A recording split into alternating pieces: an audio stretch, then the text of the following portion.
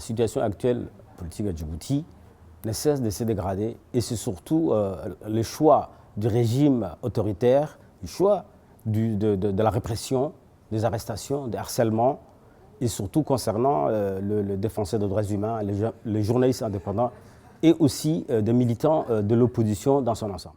Depuis le mois de février 2013, effectivement, le régime aussi, encore une fois, a choisi la voie des arrestations. Il est difficile aujourd'hui de déterminer de façon exacte le nombre de personnes détenues dans des endroits complètement différents, que ce soit dans la prison civile de Djibouti, dans les commissariats et autres. En tout cas, une chose est sûre, c'est que la répression, les détentions et la négation des droits humains continuent en République de Djibouti. Je pense que Djibouti, depuis 2013, les élections législatives qui ont été quand même, qui est devenu un hold-up électoral de la part du régime djiboutien, les échéances qui viennent sont les élections présidentielles.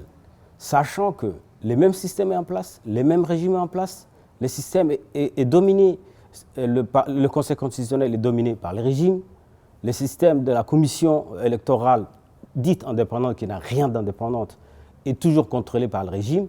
Donc ça risque d'être bis repetita, c'est-à-dire les mêmes causes qui vont produire les mêmes effets. C'est-à-dire qu'ils vont encore une fois se proclamer victorieux, le régime, j'en parle, des élections qui viennent.